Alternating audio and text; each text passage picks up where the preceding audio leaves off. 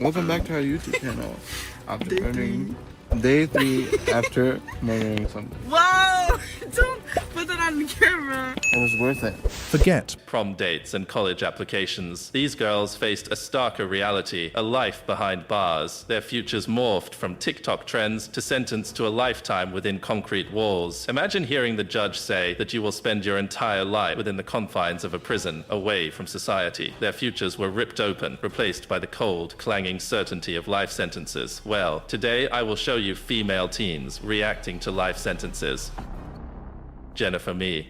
Jennifer Mee, also known as the Hiccup Girl, captured the nation's attention in 2007 with her uncontrollable hiccups. But behind the fame and media spotlight, a dark and tragic story unfolded. Jennifer Mee's rise to fame as the Hiccup Girl began in 2007 when she developed a case of uncontrollable hiccups at the age of 15. The media quickly caught wind of her unique condition, and she soon found herself in the spotlight. Television shows all over the United States clamored to book her as a guest, hoping to capture the attention of viewers with her bizarre and captivating story. As Jennifer Mee's popularity soared, so did the public's curiosity about her condition. People from all walks of life were captivated by her story and wanted to know more. In her quest to find a cure for her hiccups, Mee tried various remedies and consulted numerous medical specialists, but despite the efforts, the hiccups persisted. One turning point in Mee's journey came when she was treated by Dr. Bob Lind. His intervention finally brought relief, and the hiccups ceased. The media attention surrounding Mee's hiccups gradually subsided. However, the end of her hiccup ordeal marked the beginning of a darker chapter in Jennifer Mee's life. In June 2007, she ran away from home, making headlines in the newspapers. It was during this time that she met a man named Lamont Newton, who would later become her boyfriend. She then hatched a plan to find robbery victims online and set them up. She recruited Newton and another friend, LaRon Rayford, to assist her in carrying out these crimes. The media attention that once surrounded her for her hiccups was now replaced by the shock and disbelief of her involvement in criminal activities. The events that unfolded in 2010 would forever change the trajectory of Jennifer Mee's life. She met a 22-year-old man online and lured him to a vacant home under the pretense of buying marijuana. Unbeknownst to the victim, Jennifer's friends, Rayford and Newton, lay in wait with a .38 caliber handgun. A struggle ensued, and the victim was shot 4 times, ultimately losing his life. Jennifer,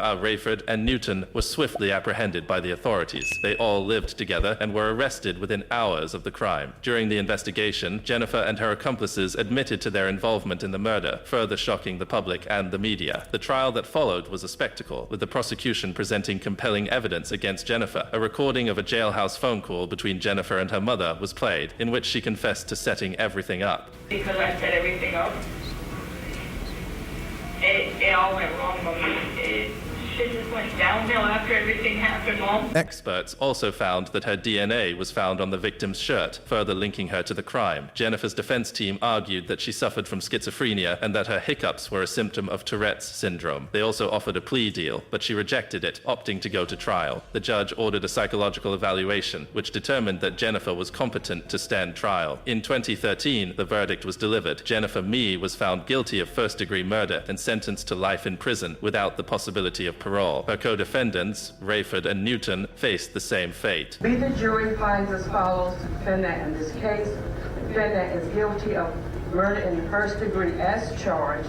So say we all. As soon as the verdict was announced, Jennifer Mee could be seen weeping uncontrollably and holding her head in her hands. The shocking transformation of the once beloved Hiccup Girl into a convicted murderer sent shockwaves through the nation. Currently, Jennifer has been working on her GED and taking classes to better herself while in prison, and she aspires to become a counselor to the youth and give back to the community upon her release. Despite being denied a retrial and her slim chances of getting out of prison, she still holds hope for an appeal, although her attorney has stated that the chances are less than 1%. Kenzie Sharila.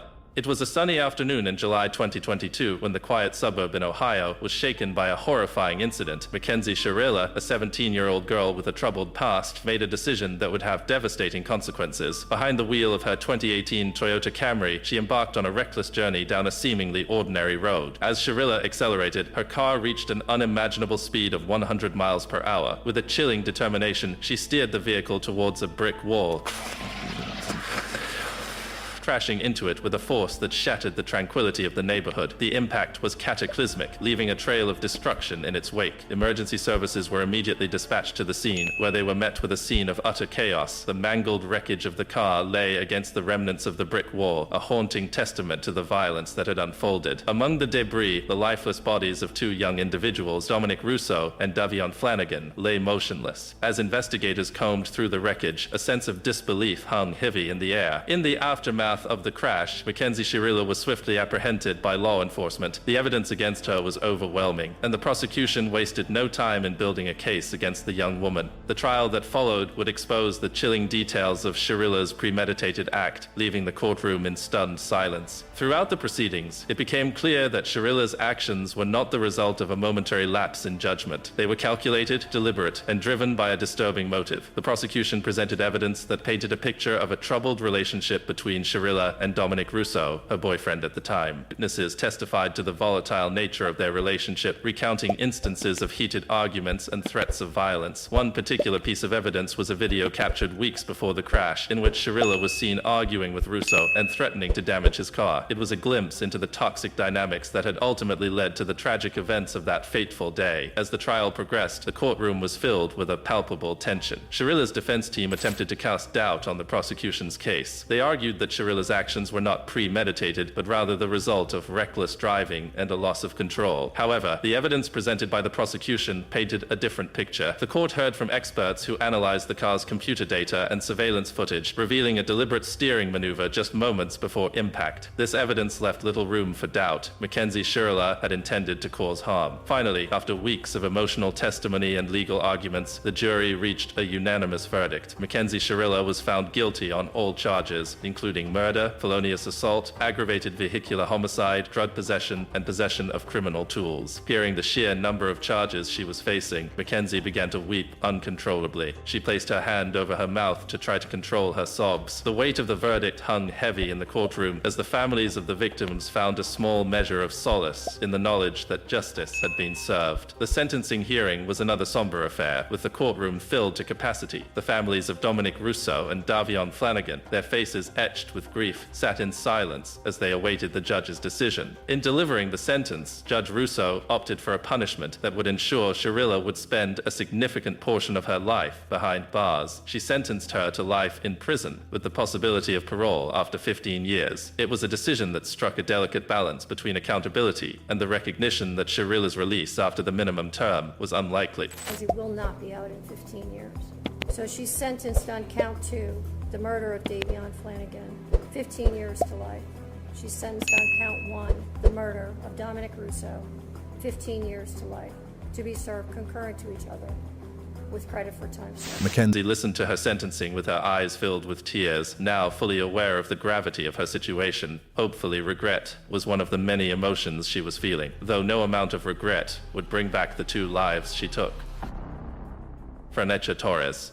The quiet of a Gwinnett County neighborhood was shattered when a group of children made a horrifying discovery behind a home on Northcliffe Drive. It was there that they stumbled upon the lifeless body of 21-year-old William Tunchez lying face down. Tunchez's father had reported him missing, and the investigation took a chilling turn as authorities connected the dots between the armed robberies and Tunchez's murder. The investigation intensified as it was revealed that Franecha Torres, Nicholas Evans, and Khalil Miller were not only seen at the robbery scenes, but also near the location where Tunchez's body was found. This crucial piece of evidence sent shockwaves through the community and propelled the investigation forward, ultimately leading to the arrest of the 3 teenagers. The boys admitted to being present during the murder and provided chilling details of the crime. They claimed that Tunchez had been lured to the location under the pretense of a sexual encounter with Torres, for which he was promised $300. However, what was supposed to be a transaction turned into a violent altercation. Miller recounted how Tunchez entered the woodline and encountered Evans, who pointed a gun at him. A struggle ensued, with Tunchez desperately trying to wrestle the gun away. Tragically, the gun discharged during the struggle, resulting in Tunchez's untimely death. While Evans admitted to possessing the gun, he shifted the blame onto Miller, alleging that Miller had struck Tunchez over the head with a stick. Torres, on the other hand, has remained silent throughout the investigation, leaving many questions unanswered. The shocking nature of the murder and the involvement of Torres and her co-defendants have sent shockwaves through the community. The details of the crime paint a disturbing picture of a planned robbery gone horribly wrong. wrong, leaving a young man dead and 3 teenagers facing serious consequences. The legal consequences for Franeka Torres, Nicholas Evans, and Khalil Miller were swift and severe. Torres, the 17-year-old at the center of this shocking case, faced 2 counts of armed robbery. You have 3 warrants for armed robbery and 1 warrant for felony murder. As Franesha heard her charges being read, her entire demeanor shifted. She was visibly shocked and confused. She didn't say anything, but rather gazed downwards in disbelief. Miller was also confused by some of the charges, and Evans just sat there stoically. Evans and Miller, her co-defendants, were charged with armed robbery and aggravated assault. However, the gravity of the charges escalated dramatically when Gwinnett County Police added felony murder and armed robbery charges in connection with the death of William Tunchez. These charges reflect the seriousness of the crimes committed and the devastating loss suffered by Tunchez's family.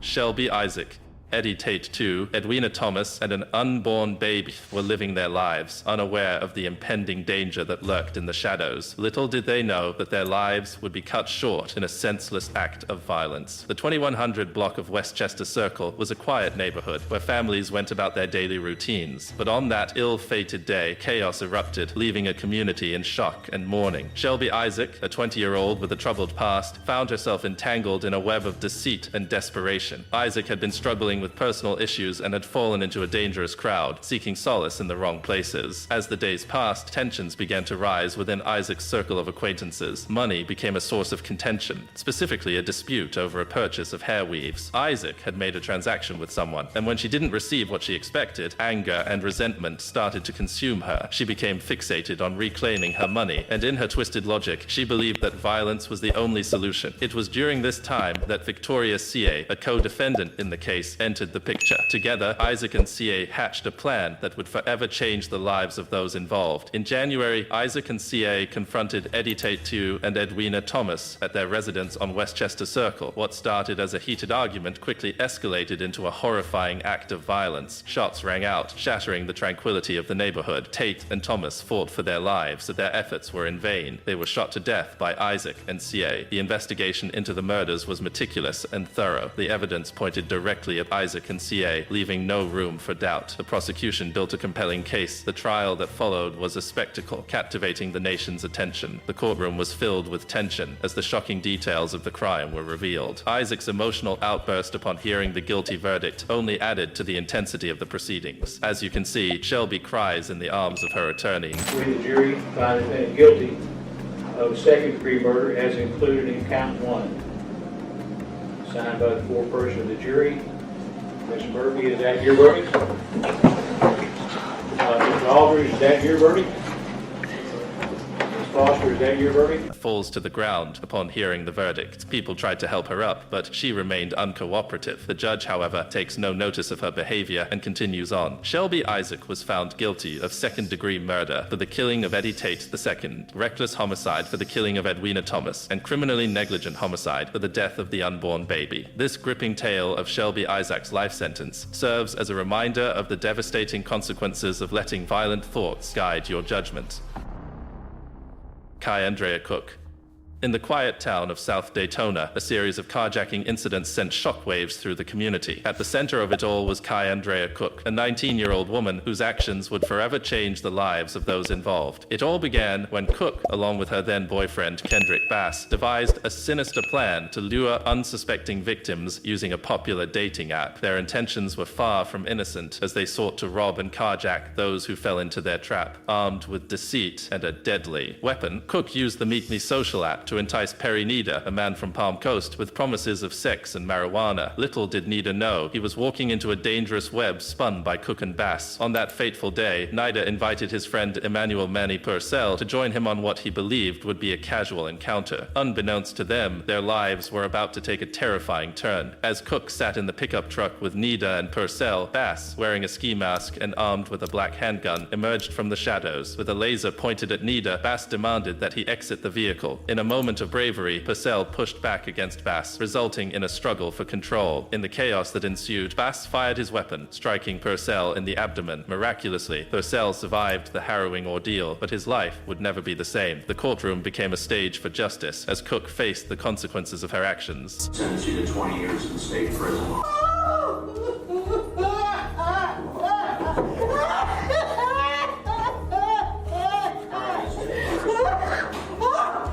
After the verdict is read, Cook's mother bursts into tears, wailing loudly, unable to deal with what this meant for her daughter. She was so overwhelmed and distraught that she had to be removed from the courtroom. Seeing her mother's raw and emotional reaction to her verdict, Cooks burst into tears herself, pleading with the judge. She is also unable to control herself, and as such had to be removed from the courtroom. The reason for the extreme reaction of the mother-daughter duo was due to a miscommunication about the plea deal they took. They believed that taking the plea deal would mean no jail time for Cook. Due to this, she was allowed to reappeal, and the judge decided to give her a new sentence. The judge, Circuit Judge Matt Foxman, delivered a sentence of 11 years in prison for Cook's involvement in the carjacking incidents. Alongside her prison term, Cook was also ordered to serve 20 years of probation, ensuring that she would face the consequences even while behind bars. Cook expressed remorse for her actions, apologizing to the victims and their families. This case reminds us of the profound impact that one's choices can have on their own life and the lives of others. Cook's involvement in the carjacking incidents serves as a cautionary tale, highlighting the consequences of falling into a path of crime and manipulation. While Cook now faces a lengthy prison sentence, there is hope for redemption and personal growth. Recently, she lost a bid to vacate her prison sentence after entering a no-contest plea and being adjudicated guilty of various charges related to the carjacking incident, so she still has a long journey ahead of her. Sierra Halseth. In April 2021, the quiet neighborhood of northwest Las Vegas was rocked by a heinous crime that would send shockwaves through the community. Sierra Halseth, a 16-year-old girl, and her boyfriend, Aaron Guerrero, 18 at the time, committed a brutal murder that would forever change their lives. The crime unfolded on the fateful night of April 9th, 2021, when Sierra and Aaron entered the home of Sierra's father, Daniel Halseth. What followed was a gruesome act of violence that would leave the community in disbelief. Daniel's burnt body, stabbed and cut a staggering 70 times, was discovered in the garage of his home. The details of the crime were nothing short of horrifying. Sierra and Aaron had meticulously planned the murder, purchasing a circular saw blades, bleach, lighter fluid, disposable gloves, and a drop cloth from stores near Daniel's home. They even withdrew hundreds of dollars from his bank accounts before fleeing to Salt Lake City in his car. The motive behind this brutal act remained a mystery until the court proceedings shed light on the disturbing dynamics within the Halseth family. Sierra, in her statement to the judge, alleged that her father had subjected her to years of sexual and physical abuse. She claimed that he had pushed her to drink alcohol, leaving her traumatized and scarred. However, the evidence presented during the trial did not fully corroborate all of Sierra's claims. Michael Senft, Sierra's defense attorney, acknowledged that there had to have been a reason for the killing, but emphasized that the full story had yet to be revealed. As the court proceedings unfolded, the shocking video found on Sierra's phone became a central piece of evidence. In the video, Sierra and Aaron could be seen giggling and discussing what officials believed to be the planning and aftermath of her father's killing. Welcome back to our YouTube channel. After murdering Day 3 after murdering somebody. Whoa! Don't put that on the camera. It was worth it. The callousness and lack of remorse displayed in the footage sent chills down the spines of those present in the courtroom. District Judge Tiara Jones, presiding over the case, expressed her deep sorrow and acknowledged the tragic nature of the situation. She sentenced Sierra and Aaron to life in prison with the possibility of parole after 22 years. Sierra just stared on as she heard her sentence being read out. She had no reaction and stood there expressionless. You have 555 days credit for time served. That is a total aggregate sentence of life in the Nevada Department of Corrections with the possibility of parole after 22 years. Additionally, they were ordered to pay $5,000 in restitution, a small token of justice for the unimaginable pain inflicted upon Daniel Halseth's family. The sentencing hearing was an emotional affair, with family members expressing their anger and grief. Sierra's mother, Elizabeth Helgelian, believed her daughter's allegations and criticized the system for failing to protect Sierra from the alleged abuse. On the other hand, Daniel's mother, Christine Halseth, vehemently denied Sierra's claims, stating that her granddaughter's statement was nothing but a lie. Sierra's parents' bitter divorce and custody dispute added another layer of complexity to the case. Court records revealed a history of conflict between the parents, with allegations of parental alienation, manipulation, and even previous instances of assault. The family court system, tasked with ensuring the well-being of children caught in the crossfire of divorce, seemed to have failed Sierra, leaving her vulnerable and trapped in a toxic environment. The sentencing hearing concluded concluded with Sierra's family, expressing their desire for a harsher punishment, even advocating for the death penalty. Ben Halseth, one of Daniel's brothers, tearfully addressed the judge, sharing memories of his brother as a loving father who only wanted the best for his children. Tom Halseth, another brother, struggled to find forgiveness, acknowledging the irreparable damage caused by Sierra and Aaron's actions. The case of Sierra Halseth, sentenced to life in prison, is a chilling reminder of the darkness that can lurk within seemingly ordinary lives. It serves as a stark warning of the devastating consequences that can arise from a toxic family dynamic and the importance of early intervention and support for those in need. Kayla Dixon.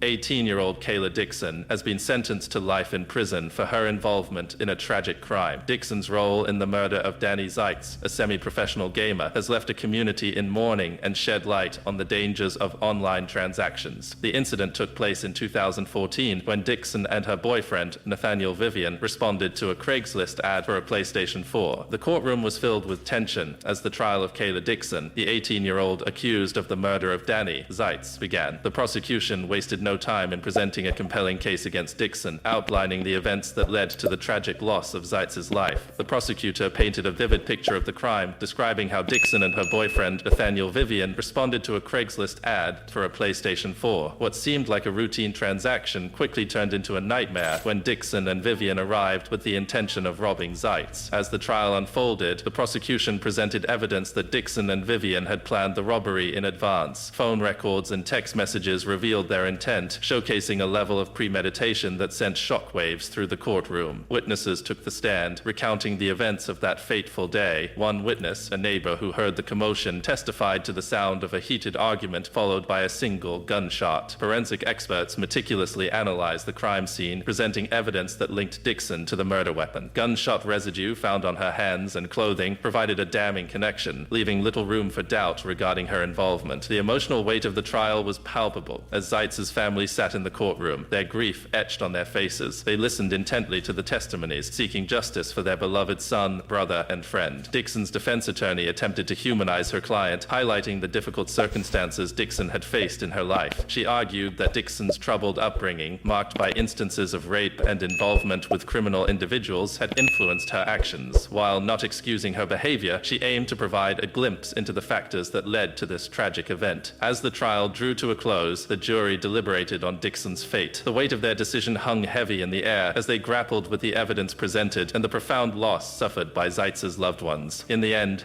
the jury reached a verdict. Kayla Dixon was found guilty of the murder of Danny Zeitz. The courtroom erupted in a mix of emotions, with Zeitz's family finding some solace in the justice served. Dixon's sentencing hearing followed shortly after, where the judge, Wendy Schub, delivered a sentence that would forever alter Dixon's life. She was sentenced to life in prison, ensuring that she would pay for her actions for years to come. In a tearful statement, Dixon addressed the court, expressing remorse for her actions. Through her tears, she conveyed the deep regret she felt for the loss of Zeitz's life. I sit in my cell every day thinking about that night. Roxana Sikorsky. Roxana Sikorsky, a 15-year-old girl, has been sentenced to life in prison for a shocking crime that sent shockwaves through the community. In a chilling turn of events, Sikorsky conspired with her adult boyfriend, Michael Rivera, to carry out a horrifying plan to kill her own family members. The incident took place in the early hours of the morning at their family home in Plymouth Township. Sikorsky allegedly stabbed her 12-year-old brother in the throat and attempted to harm her younger sister. The defendants fled the scene, but were later arrested by the Plymouth Township Police. The severity of the crime led to Sikorsky being charged as an adult, a rare occurrence for someone her age. The trial of Roxana Sikorsky began, and the courtroom was filled with tension as the prosecution presented their case against Sikorsky, detailing the chilling events that unfolded on that fateful night. The prosecution argued that Sikorsky, along with her adult boyfriend Michael Rivera, conspired to kill her own family members and run away together. As the trial progressed, the jury was presented with compelling evidence, including text messages exchanged between Sikorsky and Rivera, which allegedly showed their plans to carry out the heinous act. The prosecution also presented witnesses who testified to seeing Sikorsky and Rivera together on the night of the crime. Throughout the trial, Sikorsky maintained her innocence, claiming that she was under the influence of Rivera and manipulated into carrying out the violent acts. However, the prosecution argued that Sikorsky was a willing participant in the conspiracy and actively took part in the stabbing of her 12-year-old brother. The defense, on the other hand, painted a different picture of Sikorsky. They presented evidence of her troubled troubled past, including severe abuse she had endured as a child. The defense argued that Sikorsky was a vulnerable young girl who had been preyed upon by an older, manipulative man. They pleaded for leniency, urging the court to consider her age and traumatic experiences. After weeks of intense courtroom proceedings, the jury finally reached a verdict. Roxana Sikorsky was found guilty on all charges, including 4 counts of conspiracy to commit murder, 1 count of assault with intent to murder, 1 count of using a computer to commit a crime, and 1 count of felonious assault. The severity of the charges meant that she would face life in prison without the possibility of parole. The sentencing hearing was a somber affair, with emotions running high. The courtroom was filled with family members, supporters, and curious onlookers, all eager to witness the final outcome of this shocking case. The judge, after carefully considering the arguments from both the prosecution and the defense, delivered the sentence that would forever alter Sikorsky's life. As the judge pronounced the life sentence, a collective gasp filled the courtroom. The weight of the verdict hung heavy in the air, leaving many in disbelief. Sikorsky, stoic and composed, listened as her fate was sealed. Ms. Sikorsky, it is the sentence of this court that for your violation of MCL 750.83, assault with intent to commit murder, a charge that carries with it potential life imprisonment, that you be remanded to the Michigan Department of Corrections, first at the Calumet Center, for a period of 10 years to 20 years. Her family, torn between anger and sorrow, struggled to come to terms with the reality of the situation. The sentencing of a 15-year-old as an adult is a rare occurrence, but in this case, the judge deemed it necessary due to the gravity of the crime committed. The court recognized the chilling nature of the conspiracy and the devastating impact it had on the Sikorsky family. The judge emphasized that the safety and well-being of the community were paramount in reaching this decision. If you want to watch more videos like this, click on the video cards on your screen.